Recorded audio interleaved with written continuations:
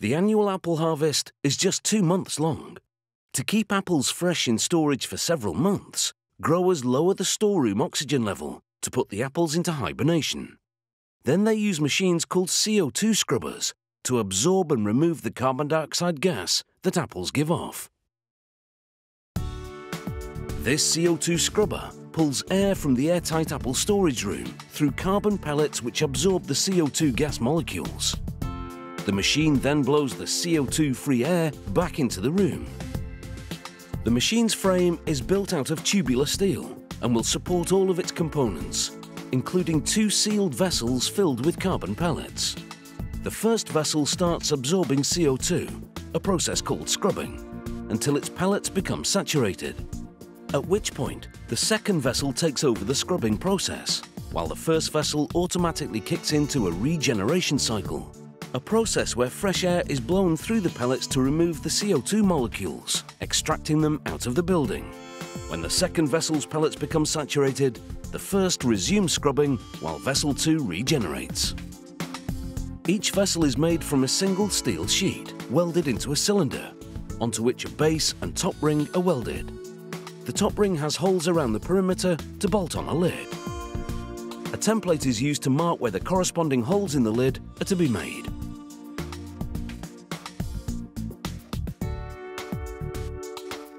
The lid is then mounted into a fixture, where an automated steel punch is used to perforate the steel and create the holes.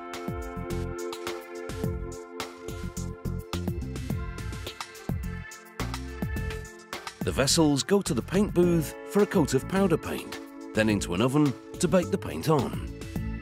When they come out, they're ready to be filled with carbon pellets and sealed. Once each vessel is filled to the top, a steel baffle is fitted into the vessel. It's been designed so that the holes will evenly distribute the air passing through the vessel. A foam rubber gasket is placed around the perimeter.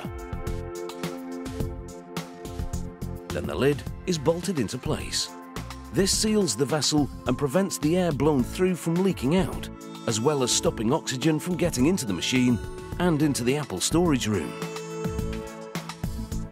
Next to be installed are PVC piping and 2 blowers that feed the air through the vessels. One pulls air from the apple storage room into the machine for scrubbing, the other sends it back into the room after scrubbing.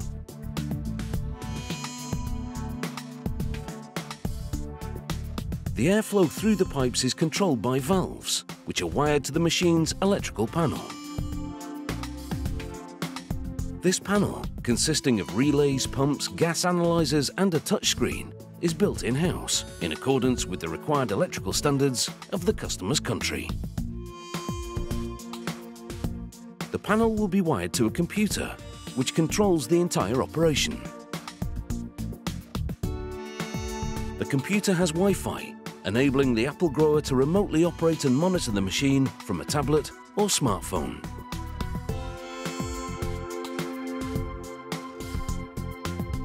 A box to house the electrical panel is screwed to the machine's frame.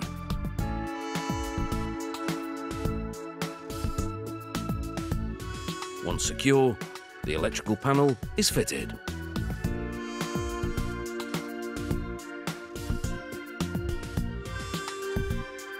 Once all the wires have been connected, the touchscreen is installed and attached to the computer. The screen allows the machine's operator to program both oxygen and CO2 target levels, specific to the type of apple that's being stored. This is critical because different apple varieties emit different levels of CO2. So how does it actually work? The grower stacks bins of apples in an airtight storeroom. A nitrogen generator feeds in nitrogen to reduce the room's oxygen level to 1.8%. At that point, the nitrogen feed stops and the continuous CO2 scrubbing automatically starts. Many growers have their own in-house labs that conduct quality control tests on samples taken from each batch of scrubbed apples coming out of storage. And none of them would pass these tests soon after the 2-month harvest season if it wasn't for the CO2 scrubbers. they lengthen the freshness by about 8 months, making it possible to bite into a crispy apple all year round.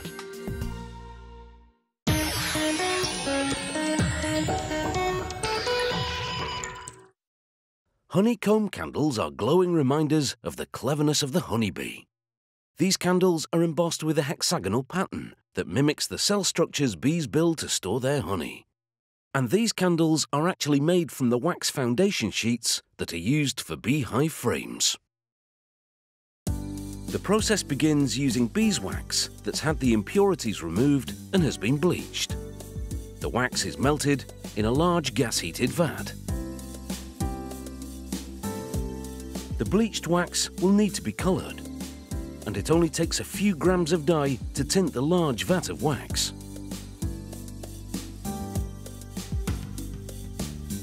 The dye is added, and the liquid is stirred to distribute it evenly. Next, a valve is opened, and the wax flows into a trough that's beneath a large drum.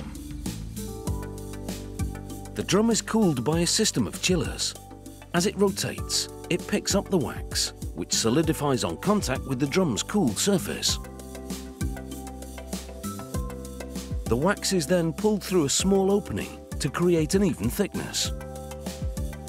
At this point, the consistency of the wax is similar to that of toffee, but unlike toffee, it's not very sticky, so the layers don't stick together when collected in a roll.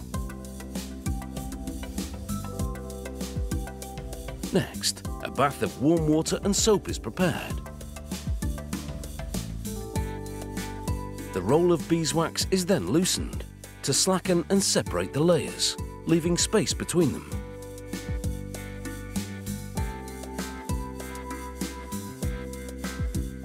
The sheet is immersed in the bath to soften the wax in preparation of being rolled to reduce the thickness even further, by half.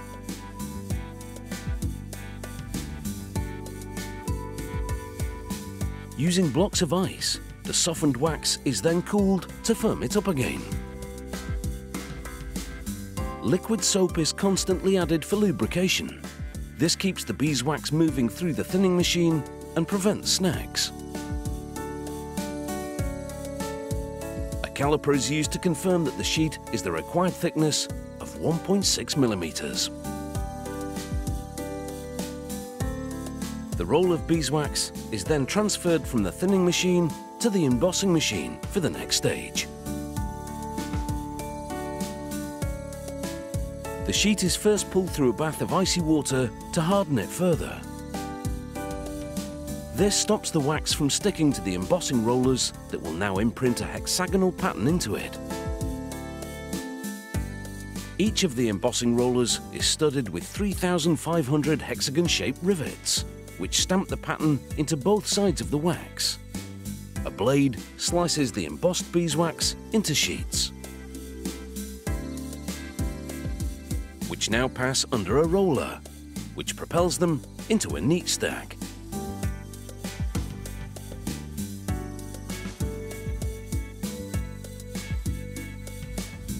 A sample sheet is examined to ensure the honeycomb texture has no bubbles or other flaws. In this state, the sheet can be used as starter material in beehives. To make them into candles, the sheets are cut to the required length and width. The dimensions will vary depending on the size of the candles to be made. The offcuts will be melted down and reused. These beeswax sheets are now ready to be made into candles. First, a cotton wick is positioned on one edge of the sheet. The wax is then wrapped around the wick. Gentle pressure is applied as the sheet is rolled, because the tighter the roll, the longer the candle will take to burn.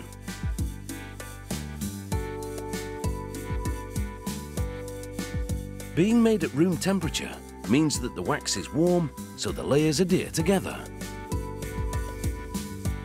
The candles are then packed in pairs.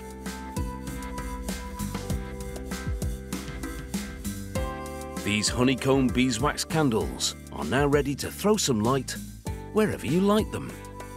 and they should last for at least 8 or 9 hours because of how they're made.